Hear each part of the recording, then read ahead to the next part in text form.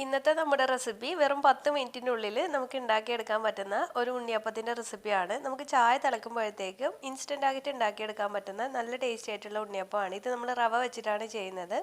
അപ്പോൾ ഈ ഒരു ഉണ്ണിയപ്പം എങ്ങനെ ഉണ്ടാക്കിയെടുക്കാൻ നോക്കാം. അതിന് മുമ്പായിട്ട് ചാനൽ ഇതുവരെ സബ്സ്ക്രൈബ് ചെയ്തിട്ടില്ലെങ്കിൽ പ്ലീസ് ഒന്ന് സബ്സ്ക്രൈബ് ചെയ്ത് സപ്പോർട്ട് ചെയ്യണേ.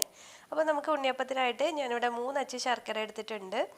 അപ്പോൾ അത് ആദ്യം ഒന്ന് മെൽറ്റ് ചെയ്തെടുക്കാം. അപ്പോൾ ഒരു ഗ്ലാസ് വെള്ളം ഒഴിച്ചിട്ടാണ് ഞാൻ മെൽറ്റ് ചെയ്യുന്നത്. ബാക്കിയുള്ള ഇൻഗ്രീഡിയൻസ് ഒക്കെ ഈ ഒരു ഗ്ലാസ്സിൽ തന്നെയാണ് അളന്നെടുക്കുന്നത്. അപ്പോൾ ഞാനിത് ആദ്യം ഒന്ന് മെൽറ്റ് ചെയ്യാനായിട്ട് വെക്കുന്നുണ്ട്. അപ്പോൾ നിങ്ങൾക്ക് ഇതുപോലെ മെൽറ്റ് ചെയ്തിട്ട് ഫ്രിഡ്ജിൽ കൂടുതലായിട്ട് ഒന്നിച്ച് മെൽറ്റ് ചെയ്ത് ഫ്രിഡ്ജിൽ സ്റ്റോർ ചെയ്ത് വെച്ചാൽ നമുക്ക് ഇതിനേക്കാൾ ഈസി ആയിട്ട് ചെയ്തെടുക്കാം. ഞാനിപ്പോൾ നിങ്ങൾക്ക് കാണാൻ വേണ്ടിയിട്ട് മെൽറ്റ് ചെയ്ത് കാണിക്കുന്നതാണ്. അപ്പോൾ ഇനി നമുക്ക് മിക്സിയുടെ ഒരു ചെറിയ ജാർ എടുക്കാം. അതിലേക്ക് ഞാനിവിടെ 1 ഗ്ലാസ്സോളം വറുത്ത റവ ചേർത്ത് കൊടുക്കുന്നുണ്ട്. അപ്പോൾ വറുക്കാത്ത റവയാണെങ്കിൽ ജസ്റ്റ് ഒന്ന് വറുത്തിട്ട് ചേർക്കുന്നതായിരിക്കും നല്ലത്. അപ്പോൾ വറുത്ത റവ 1 ഗ്ലാസ്സിൽ മിക്സിയിലേക്ക് ചേർത്ത് കൊടുത്തു. ഇനി നമുക്ക് ഈ ഒരു സെയിം ഗ്ലാസ്സിൽ തന്നെ 1 ഗ്ലാസ് അളവിൽ മൈദമാവ് കൂടി ചേർത്ത് കൊടുക്കുന്നുണ്ട്. ഇനി നമുക്കിതിലേക്ക് ഒരു ഫ്ലേവറിന് വേണ്ടിയിട്ട് ഏലക്ക പൊടിച്ചതാണ് ചേർക്കുന്നത്. ഞാനിപ്പോൾ പഞ്ചസാര കൂടിയിട്ട് പൊടിച്ച ഏലക്ക 1 സ്പൂണോളം ചേർത്ത് കൊടുത്തു.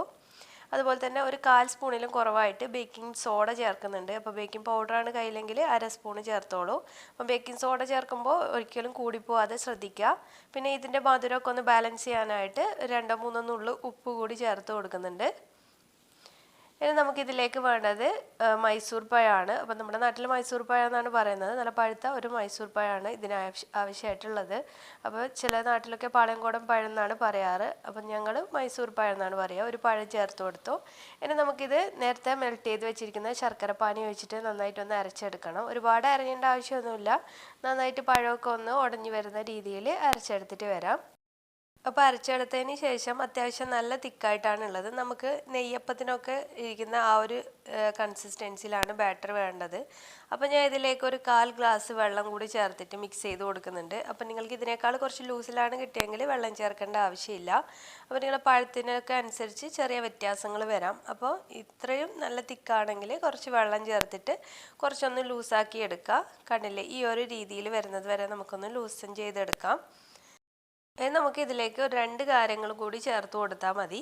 അപ്പോൾ ആദ്യം നമുക്ക് തേങ്ങാക്കൊത്താണ് ചേർത്ത് കൊടുക്കേണ്ടത്. അതിനായിട്ട് കുറച്ച് നെയ്യ് ഒഴിച്ചിട്ട് അതൊന്ന് ചൂടായിട്ട് വരുമ്പോൾ അതിലേക്ക് നെയ്യ് അല്ലെങ്കിൽ വെളിച്ചെണ്ണ ചേർത്താലും കുഴപ്പമില്ല. അതിലേക്ക് ചെറുതായിട്ട് അരിഞ്ഞെടുത്തിരിക്കുന്ന തേങ്ങ ചേർത്ത് കൊടുക്കാം. എന്നിട്ട് നല്ലൊരു ബ്രൗൺ ഷെയ്ഡ് ആകുമ്പോൾ നമുക്ക് ഇതിലേക്ക് ഒഴിച്ചു കൊടുക്കുകയാണ് വേണ്ടത്. അപ്പോൾ ഈ ഒരു തേങ്ങാക്കൊത്തൊക്കെ നമുക്ക് കൂടുതൽ ഉണ്ടാക്കിയിട്ട് ഫ്രിഡ്ജിൽ സ്റ്റോർ ചെയ്യുകയും ചെയ്യാം.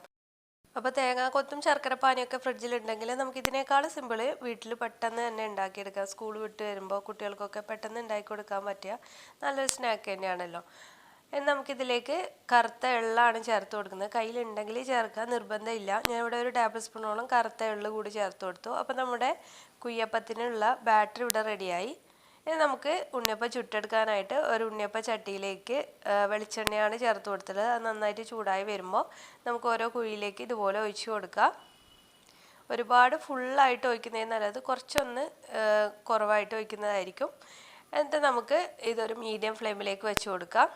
മീഡിയം ഫ്ലെയിമിൽ വെച്ച് കഴിയുമ്പോൾ ഇത് നന്നായിട്ട് പൊങ്ങി വന്ന് ചെറുതായിട്ടൊരു ബ്രൗൺ ഷെയ്ഡ് സൈഡിൽ വരുന്ന കാണാം. ആ ഒരു രീതിയിൽ വന്നാൽ നമുക്കിതുപോലെ ഒന്ന് തിരിച്ചിട്ട് കൊടുക്കാം. എന്നിട്ട് ഫ്ലെയിം കുറച്ച് സമയം ഒന്ന് കൂട്ടി വെക്കുക. എന്നിട്ട് വീണ്ടും മീഡിയം ഫ്ലെയിമിലും ലോ ഫ്ലെയിമിലും ഇട്ടിട്ട് കുറച്ച് സമയം ഒന്ന് കുക്ക് ചെയ്തെടുത്താൽ മതി. 1-2 മിനിറ്റിനുള്ളിൽ തന്നെ കുക്കായിട്ട് വരും.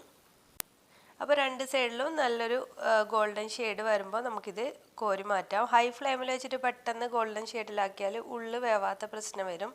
അതുപോലെ തന്നെ ഇത് നല്ല ചൂടോടുകൂടി കഴിക്കുന്നതിലും ടേസ്റ്റ് കുറച്ചൊന്ന് തണുത്തിട്ട് കഴിക്കുമ്പോഴായിരിക്കും.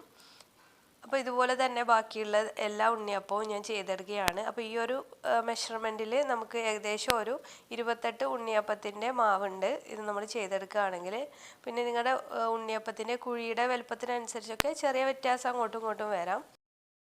വീട്ടിലുള്ള ചേരുവകൾ വെച്ചിട്ട് നമുക്ക് വളരെ ഈസി ആയിട്ട് പെട്ടെന്ന് ഉണ്ടാക്കിയെടുക്കാൻ പറ്റുന്ന ഉണ്ണിയപ്പം തന്നെയാണ്. അപ്പോൾ നിങ്ങളുടെ കയ്യിൽ പഴം എല്ലായ്പ്പോഴും കിട്ടണമെന്നില്ലല്ലോ. അപ്പോൾ പഴം കയ്യിലില്ലെങ്കിൽ കുഴപ്പമില്ല. നമുക്കൊരു 2 ടേബിൾ സ്പൂണൊക്കെ ഏതെങ്കിലും ടൈപ്പ് ചോറ് ചേർത്ത് കൊടുത്താൽ മതി പഴത്തിന് പകരമായിട്ട്. അപ്പോൾ വളരെ സിമ്പിളാണ്. നമ്മുടെ ഉണ്ണിയപ്പമൊക്കെ റെഡി ആയിട്ടുണ്ട്. എല്ലാവരും ഒന്ന് ട്രൈ ചെയ്ത് നോക്കുക. ട്രൈ ചെയ്യുന്ന സമയത്ത് ഫീഡ്ബാക്കൊക്കെ അറിയിക്കുക. അതുപോലെ ചാനൽ ഇഷ്ടമാണെങ്കിൽ ഇതുവരെ സബ്സ്ക്രൈബ് ചെയ്തിട്ടില്ലെങ്കിൽ പ്ലീസ് ഒന്ന് സബ്സ്ക്രൈബ് ചെയ്ത് സപ്പോർട്ട് ചെയ്യണേ. അതുപോലെ പ്രീവിയസ് വീഡിയോസൊക്കെ കാണാത്തവരുണ്ടെങ്കിൽ ഒന്ന് പോയി കണ്ടു നോക്കുക. പിന്നെ ഈ ഒരു വീഡിയോ ഇഷ്ടമാവുകയാണെങ്കിൽ തീർച്ചയായിട്ടും ഒന്ന് ലൈക്ക് ചെയ്യാനും ഫാമിലിക്കും ഫ്രണ്ട്സിനും ഷെയർ ചെയ്യാനും മറക്കല്ലേ. അപ്പോൾ ഇനി മറ്റൊരു നല്ല വീഡിയോ ആയിട്ട് വരുമ്പോഴേക്കും താങ്ക്